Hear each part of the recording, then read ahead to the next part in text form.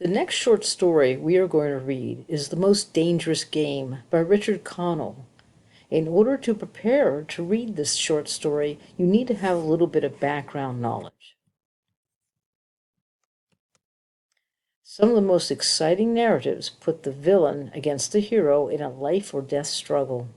The tension in such stories often depends as much on the character of the bad guy or gal as on that of the hero.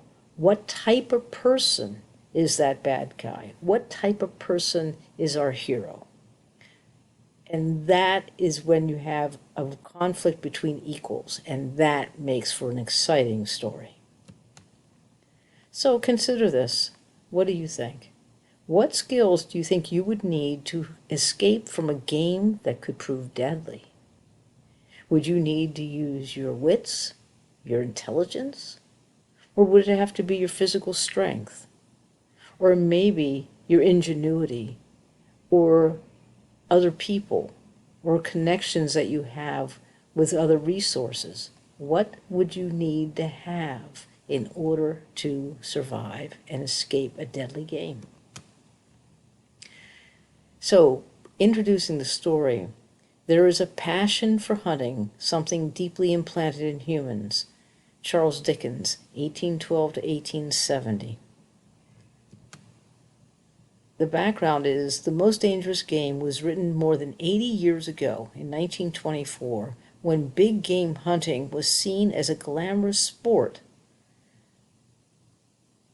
People who were rich at that time, primarily men, they would travel the world and they would hunt big game for sport, and they would bring their furs home and mount them on their heads, and they'd mount them on their walls, and it was a big deal.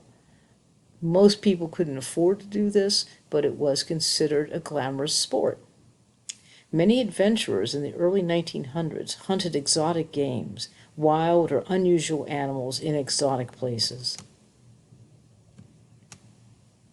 In the story, General Zaroff enjoys the challenge of tracking the world's most dangerous animals. So does his guest, Sanger Rainsford. The setting, this adventure takes place this adventure story is set on the Ship Trap Island, a mysterious island inhabited by General Zaroff. We are going to be looking at the literary device of foreshadowing. Foreshadowing is the use of clues that hint at later events in the story. Foreshadowing makes you curious, even anxious to know what happens next. It keeps you turning the pages. It creates suspense. Suspense is the anxiety or dread you feel about what will happen next in the story. The story you're about to read contains several examples of foreshadowing. Here's one of them. "I've always thought," said Rainsford, "that the Cape buffalo is the most dangerous of all big game."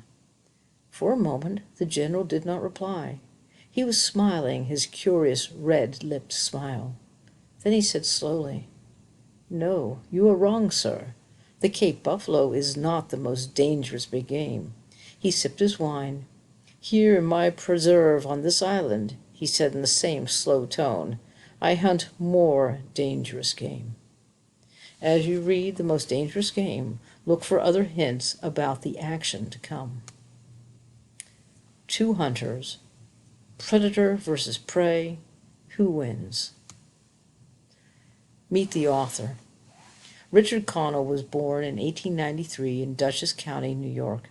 At the age of 10, he began his writing career as a cub reporter for the newspaper his father edited in New York. He went on to write hundreds of short stories as well as novels and screenplays. The Most Dangerous Game.